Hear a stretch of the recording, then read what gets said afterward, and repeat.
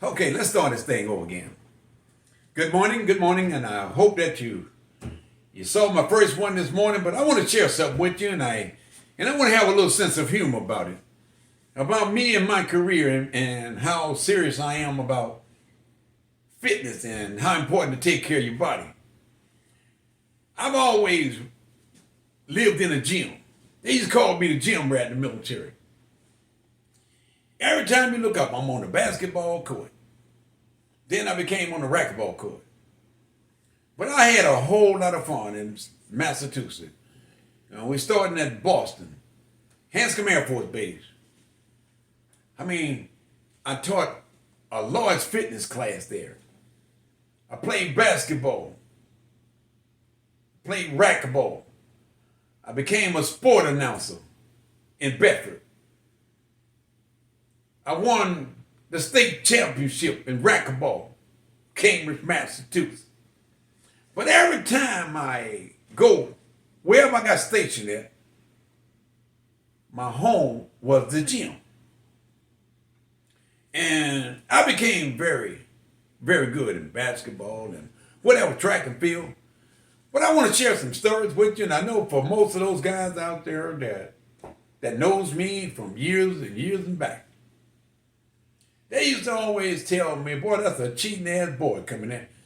And they used to always tell me that I cheat, but I wasn't aware that I was cheating, but I was always aware that I was always on the winning team. Now, what did that tell you? So Hanscom Air Force Base, and we used to go and I used to play these guys one-on-one, whole court, the best of 5 games. Now, I was in top shape throughout my military career. So when these guys see me, they base what they see on my athletic ability. Now, I can say this. Now, I can jump, but I wasn't the highest jumper in the gym. But I would say this. I was one of the fastest ones in the gym. Now, I know most of y'all out there not going to agree with me.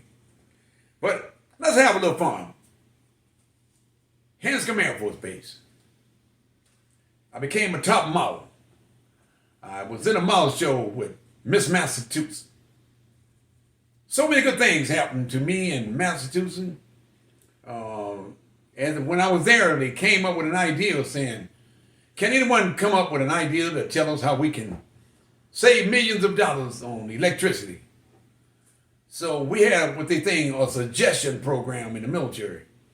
So I suggested that they put sensors in every building, all on the light poles and all these things. And when people come up under, that sensor would cause the light to come on or go off. So that was a suggestion, but hey, I got $100 off of it. And so I started my education career in Boston. I started out with an associate's degree, a bachelor's degree, and then I got a master's degree in Boston while I was at Hanscom Air Force Base. And again, I was always involved in something.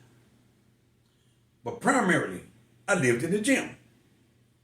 If anyone that knows me, and if I got mixed up, transformed from different bases, if they found out what base I was at, the first thing they're going to call the gym, and they'll leave a message. Hey, I'm such and such person. And they know if there's a gym there, that's where they're going to find me. So, again, like I said, all over Mitapan, and I played ball, and I became a threat, still is. Hey, I can still handle my own. I know most of y'all out there laughing. But let me tell you, I moved from Boston, then I moved to Springfield, Massachusetts. And that's where I had the best time of my life working with kids. And I was the ROTC instructor. I started out as the aerospace science instructor, and then I wound up being the senior aerospace science instructor. I started working for NASA in Springfield, Massachusetts. And I began to follow certain peoples, and I started traveling with NASA during the time school was out and during the summer vacation. So after working with them after several years, I became the vice president of NASA, the Master Teachers Living Organization. This happened in Springfield, Massachusetts. I've always lived in the gym. I coached the girls basketball team at Putnam High School. I was the instructor. I gained a lot of respect, and all the kids loved me because I kind of like put myself in their situation, but I was an understanding teacher and coming from a certain background. And I can honestly say, and maybe I don't care what they say, they sized me up because of my image and the way I treated them. And even today, if any students was at Putnam from 1995 to 2015, there is no way that you didn't know me. Because I feel like I had a statue. I had that military image. And I feel like, help these kids, man. I used to take them to the gym, work out with them. But the good thing about the ROTC, it was a requirement that we work out every Friday, all day. Now, you must understand, I had 7 classes. So I was getting my workout in because the Air Force was paying me to teach these kids 1 day a week, military training. So I had the upper hand. And let me tell you what else happened to me at Putnam High School. I opened up the gym every Saturday. And the reason why I opened up the gym, I went to Mr. Kevin McCaskill, and I asked him, can I open the gym up every Saturday morning? And he knew that I had that image that I was military and I was firm. And he said, as long as you got control of the people that comes in there, I think it's a good thing. I open the gym up every Saturday just to have somewhere where these kids can go. You would think that there was a basketball game going on that Saturday morning. I had more people showing up at the gym. I had a waiting list. If you lose, you may as well go home. That's the enjoyment that I got from working with surrounding area. Kids come from every school. You got 4 or 5 schools right there within walking high school. You can walk to each one of them. It would take you 15 minutes to walk between all of them. And those kids that I love, I taught a fitness program after school. They know me. I wrote a book at Putnam High School. I invented what I call now the isotonic body gym. When I went down to the machine shop, I drew up what was in my dream, and I had them to make me a prototype. And I kept telling kids, man, this is better than working out in the gym. So what happened, once they designed it, I began to bring it down to my basement on 75 Kingsley Street in Springfield, Massachusetts. That's where most of my business started, in that basement, 75 Kingsley Street. I'm going to show you how, when I open the gym up, you got to understand, I have the upper hand. I mean, we have some boys coming in there from, they've been state champion, and but I always used to pick a team. I'm going to be the first one to pick a team, and I'm going to size up. And if I pick first, guess what? You're in trouble. And if you pick against me and you don't know the team, you're going to be in bigger trouble. So I pick my team, and most of the time, we wind up winning. And I let them know, if I'm going to open the gym up, I got first choice. That went on. I had the best time at Putnam. But let me take a little bit out of that. I played basketball. Even today, I still think I'm one of the most dangerous basketball players in the country. Now, I know you might be laughing, but let me tell you a story about a buddy of mine out in West Springfield at Health Track. And that was a buddy of mine, man. We became good friends. We used to hang out together. And he used to always lift weights. But I didn't know he was a good basketball player. So we began to talk. And every time we got on a team, we played with each other. So we began, hold up, let me tell you what the boy's name was. His name was LaVale. And we began to start playing basketball one-on-one. So I used to kill the boy. I mean, from outside, I was a three-point specialist. So he was one of these little 3 or 4 foot shooters. So every time I got the beating on the boy, he found a way to beat me.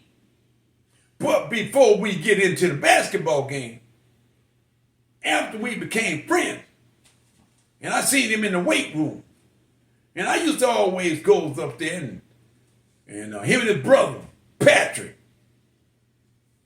and everybody knew them 2 boys.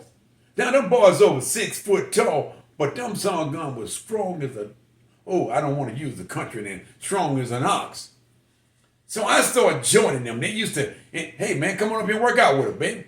And so I didn't know what they was working with. I figured that I've been working out, and I goes up there and I put on maybe 225 max.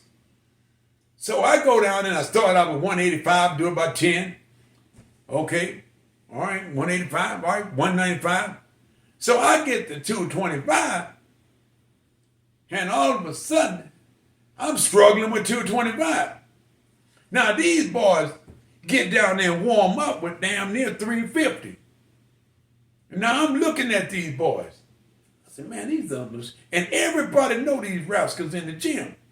But I didn't think them boys were that strong. I know they look big and strong, but I didn't think they were that strong.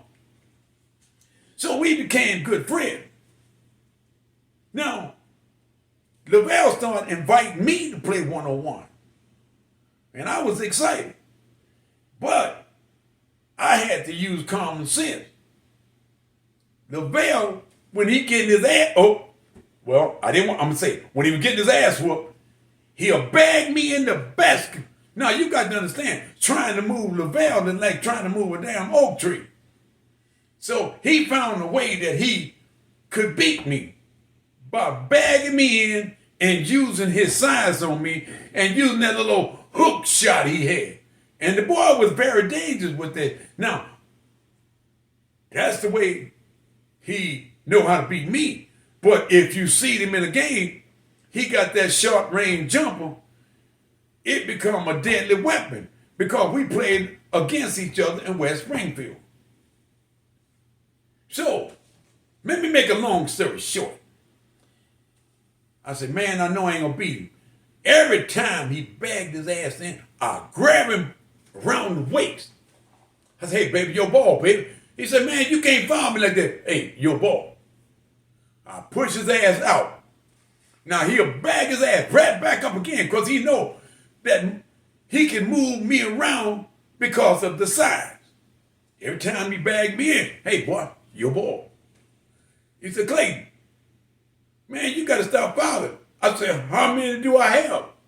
He said, you done got fouled out.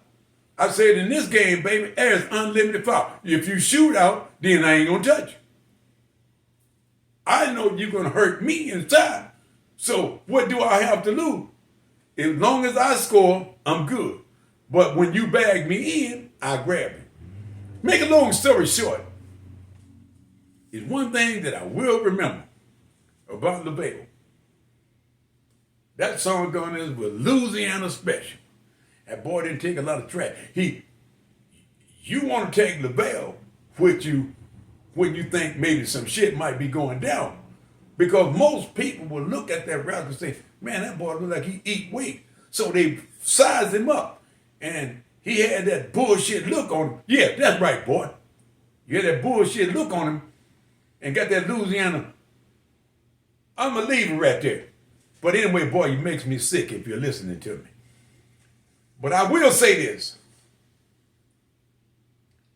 Lavelle, if you can admit it right now, the only way that you beat me, which was very rare, by bagging me into the goal.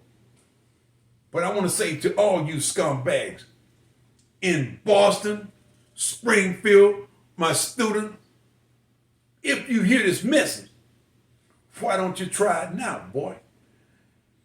Your body done slowed down and mine is picked up.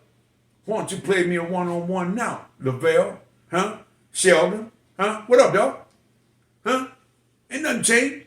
Only thing I changed was location. But the ability and the athletic system is still the same. I don't care how old I am, boy. Every time I get older, I'm getting younger. When you get older, you get slower and slower. I want to say this. Thank God that I'm able to reflect back on the good times. Everything happened in Boston, Massachusetts. I got my associate's, master's, I got my master's degree plus 45 credits. I won the highest award at the academy down in Kirkland, New Mexico. And you got to understand, no matter where you come from, you got to surround yourself with people that love to have fun. You can't surround yourself with negative people. All my career, everybody, I can't say everybody loved me, but I would say this, everybody got along with me, except, I'm not going to go there, but I had a good time. But I want you to know this. Y'all might say that I cheated in every game. And I want to say this to you. If everybody keep telling you that you cheat, don't you need to take a look at yourself? And everything I come up with, why are they always telling me that I cheat after I win? Well, they keep telling me that you had to cheat to win. I didn't call it cheating. I just called it a way of staying on the court. Now, you working with me? I want you, each and every last one of you, Putnam students, and all the surrounding area, it was a pleasure, as well as a privilege, being in Massachusetts, being with my students, being around the local community. I can say everything that I accomplished, it happened in Massachusetts. If it wasn't Boston, it was Springfield. So I love a time in Springfield, Massachusetts. And most important, I enjoyed myself with the students, the outside world. If I could do it over again, I wouldn't hesitate. Thank you, Kevin, for allowing me to support the surrounding area by trusting me. Open the gym up for these kids to have somewhere to go. It's been a plum-pleasing pleasure, as well as a privilege, for me to share my background in Massachusetts. I hope you enjoy it. Thank you.